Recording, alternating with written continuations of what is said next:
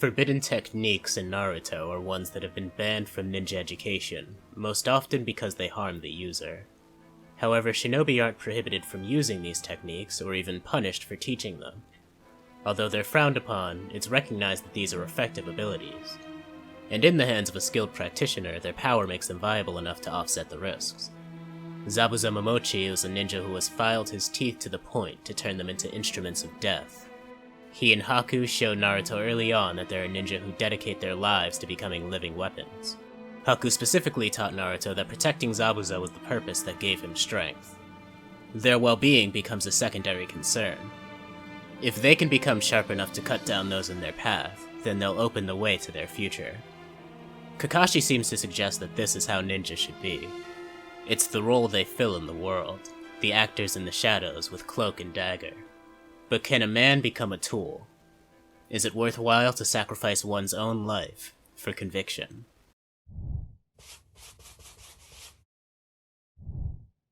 Not all Naruto villains undergo this, but many, especially in the Akatsuki, become veritable Frankensteins of medical ninjutsu.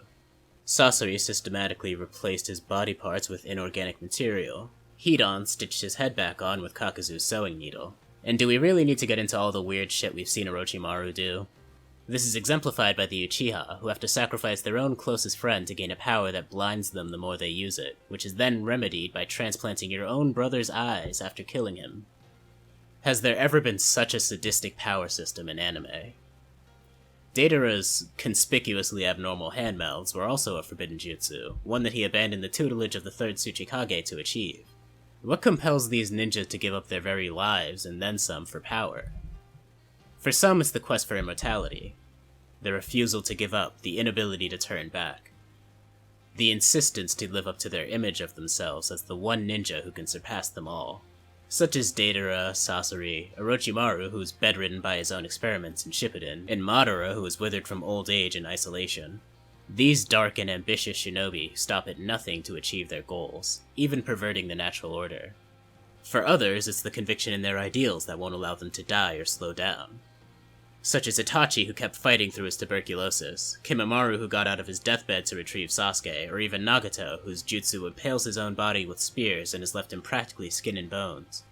These noble if misguided shinobi hold true to the idea that a shinobi can only fall after they have completed their mission. Each of these two lists presents an image of towering strength, but we also see each of them in their true and pitiful states.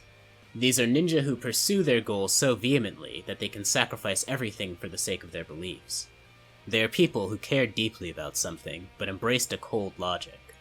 A harmful logic that told them to abandon things they cared about.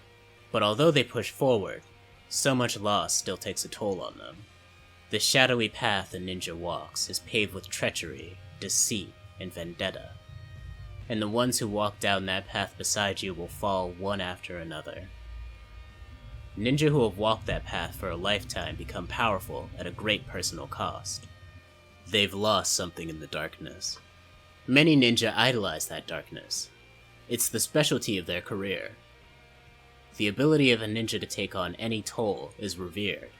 Even Kakashi, a ninja with a relatively positive outlook who preaches the value of friendship above all, has a dark past as an assassin for the Leaf.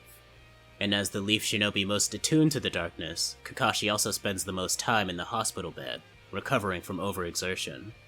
The ones who can do the dirty work and sacrifice the most of themselves in the process are treated like paragons of ninja society.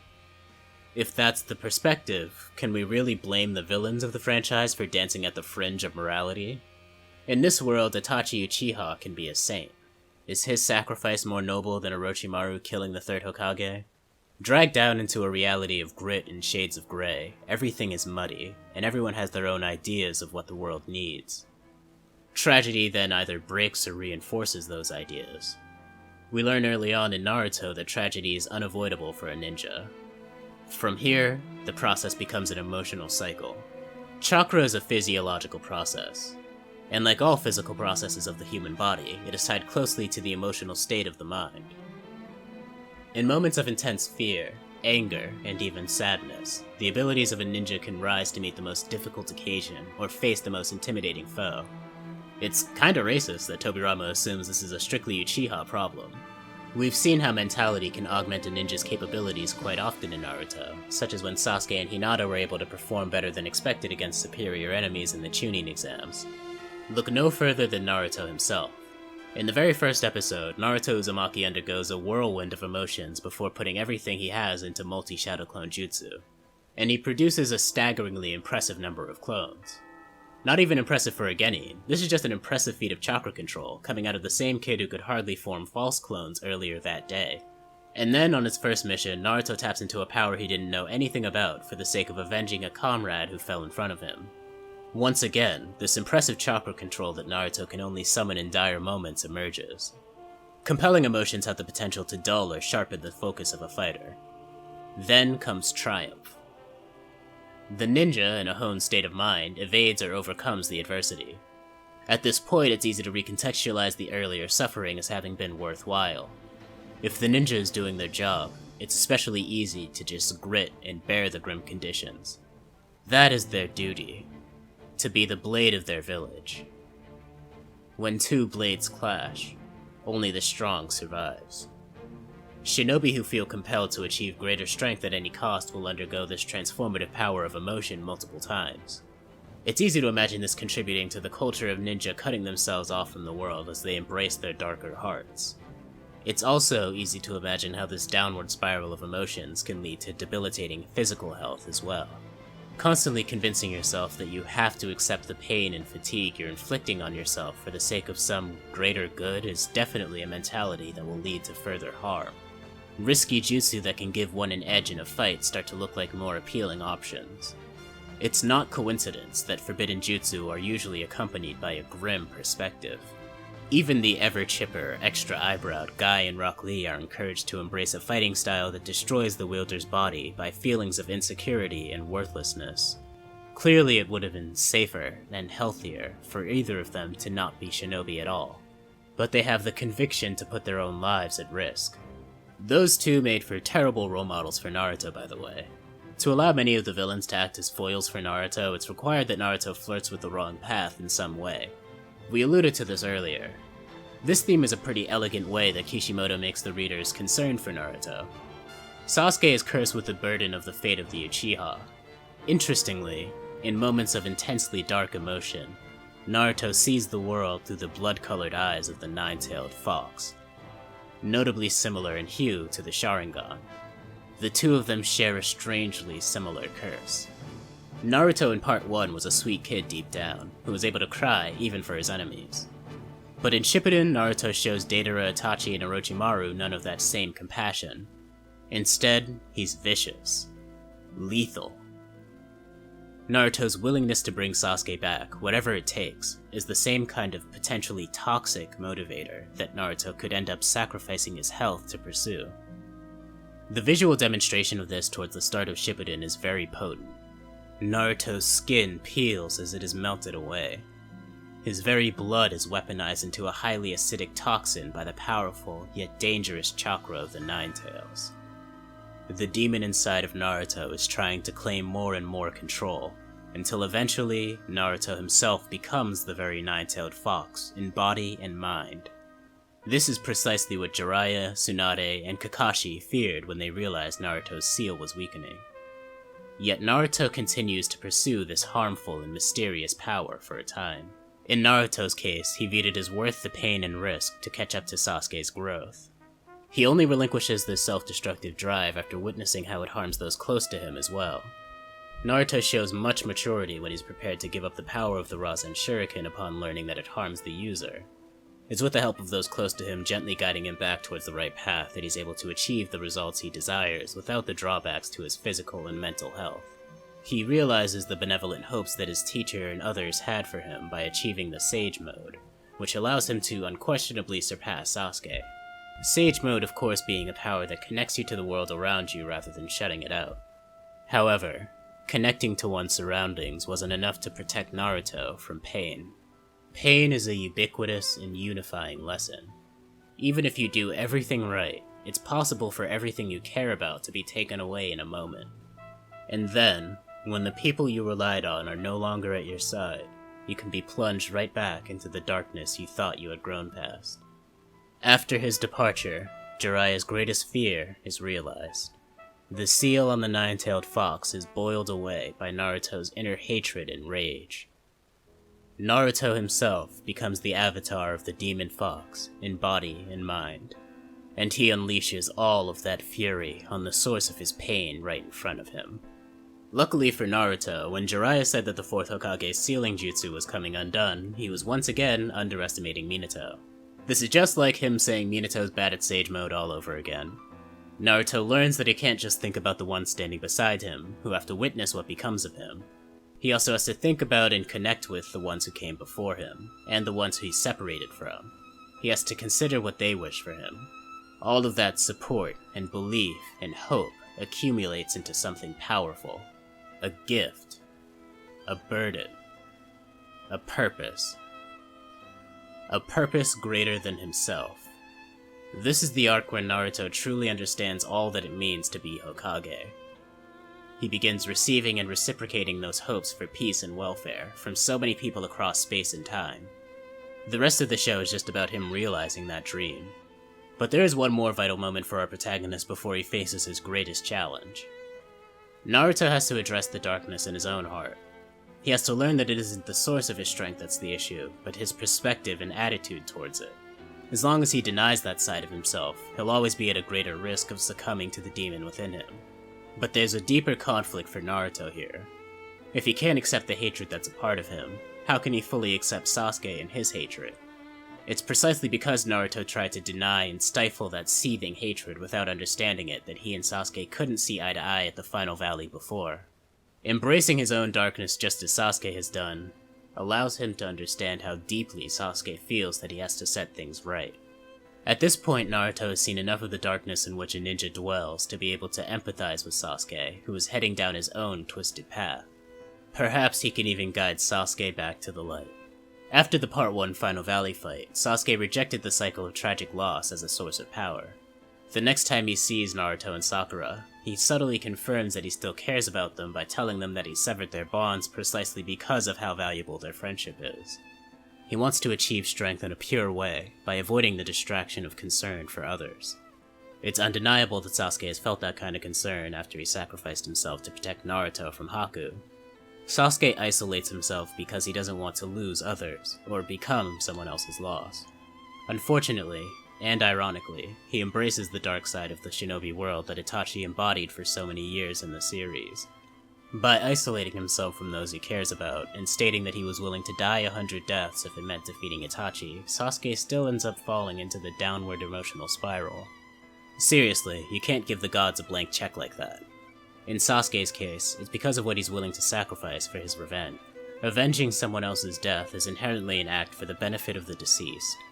Sasuke abandons his present friendships, and any future happiness, for the sake of chasing his past. He wagers his life and his very soul so that the Uchiha clan can rest more peacefully than they would otherwise. But his revenge is completely subverted when he learns that Itachi had also done exactly that. At a time when it appeared the Uchiha clan could never coexist with the superior power of the Leaf Village, Itachi delivered a mercy killing to his own family. He prevented a war by becoming one of the world's worst villains. Sasuke never wanted to be like Itachi, and intentionally avoided following in his footsteps, only to discover that he and Itachi were more alike than they ever realized, because they both tried to take all the pain on by themselves. The greatest personal sacrifice in shinobi history, and it went totally unrewarded. Now the Avenger had one last Uchiha to avenge, and another grave injustice to correct. The Uchiha have been stained by the shinobi world's dirty hands, and Sasuke will cleanse them in blood. Sasuke becomes the very culmination of the hatred that courses through shinobi society. Centuries of conflicts, grudges, and retaliations have led him to seek power solely for the sake of bloodshed. He claims not to need saving, but when he clashes with Naruto, he looks like he's in pain. Although Naruto reaches out to him here, the dialogue is one-sided. Naruto tries to understand Sasuke, but Sasuke doesn't reciprocate. And Naruto realizes that only when they understand each other can he help heal Sasuke's pain. There really isn't much to say about the rest of the journey, aside from the fact that, even with all of what I've laid out so far to consider, Kishimoto absolutely stuck the landing perfectly. The reformation and dissolution of Team 7 was probably the best thing about the war arc thematically. Naruto and Sasuke find themselves in the same positions from the start of Shippuden. The last time they saw each other, they fought. But this time, Sasuke reaffirms the value of their friendship. In the case of the war, he does this by fighting alongside the Shinobi Alliance. But although he acknowledges Naruto to some extent, he still insists that he has to sever their bond. The main difference this time is that Naruto has gotten physically and philosophically strong enough to assert himself. I regard the aftermath of the 5 Kage summit as a focal point, because the image of Sasuke as he clashes with Naruto perfectly illustrates the spirit of this video. Sasuke is battle-worn and covered in numerous injuries. His frequent and reckless use of Susanoo and Amaterasu have driven him to the brink of blindness. He turns on those closest to him, and when the people who care about him reach out, he responds with violence. Sasuke is spurned on by thoughts of the dead. Not their wishes or their hopes, but their fears and their despairs. He has embraced a cold logic that harms himself and helps no one, living or dead. At the end of the encounter, those who side with him are mere manipulators with no interest in his goals or his well-being. This is contrasted by Naruto, who is accompanied by his comrades, and who enters the encounter fresh and healthy with no fatigue. Naruto is compelled by the concern he shares with those he loves, including the dead, and including Sasuke. He cares for each of their wishes. While Sasuke appears to be pained, Naruto is able to smile at his wayward friend with a sincere optimism. They've both struggled with similar pains, including toxic, debilitating conviction. But the manifestations of that couldn't be more different. I've said in a One Piece video that I love when a battle shonen has more to say about morality than the generic power of friendship, do your best, don't give up advice that most if not all of the genre has to offer.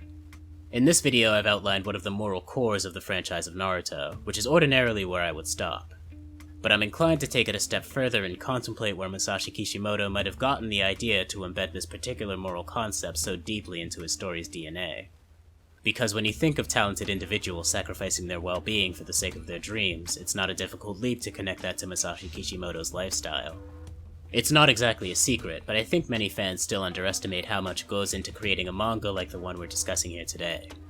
Cranking out 16 to 20 pages of high-quality art and story every single week for years is an exhausting experience, totally rare amongst the human condition.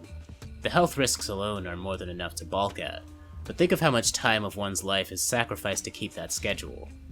The number of times I've seen one of my favorite manga artists take a week off for their health is genuinely concerning. I couldn't count on both hands the number of times I've seen a mangaka include a few joke panels about the symptoms they're dealing with to make manga. As someone who keeps up with Shonen Jump, I'm glad to see the manga industry experimenting with less intensive schedules.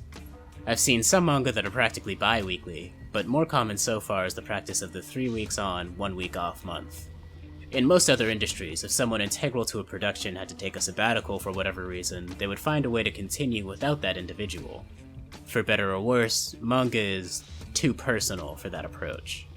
Or at least, the culture doesn't allow for those kinds of quote-unquote shortcuts. Many manga could consider it a point of pride to draw all of their characters themselves, or something to that effect. I feel for the assistants who have to sit in a room with these artists as they grind to beat the deadline, harboring concern and admiration.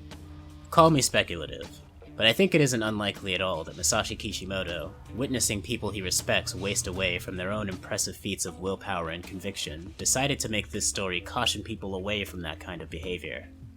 Or perhaps as a member of that culture, this theme started from him trying to portray in his art the coolness and guts that he had witnessed and indeed mustered himself. Either way, it is a true and noble lesson that while dreams are important, you have to take care of yourself to realize them. I'm glad to have grown up watching a role model as good as Naruto. Hey folks, hope you enjoyed the video. It was a longer than average one, so thanks for making it to the end if you're hearing this. For as long as I've been an anime fan, I've always loved Naruto, and I really wanted to make a video about it on this channel basically the entire time we've had it. So far only Hoodie has gotten a chance to talk about it, so I hope you enjoy a zero take on the series. I feel like it really is extremely slept on, despite being a member of the big three. Obviously it's better than Bleach, but it gets overshadowed by One Piece in some circles. People forget this is a top 5 battle shonen. I definitely had to show this series some love, as it's one of the shows that sparked my love for anime in the first place back on Toonami. If you like Naruto or battle shonen, or this video, consider subscribing. Leave a like and a comment, share the video around. If you want to go the extra mile, we would appreciate your patronage. That's patreon.com/KatoYT. Thank you all for listening to my dumb rant. Subscribe for more.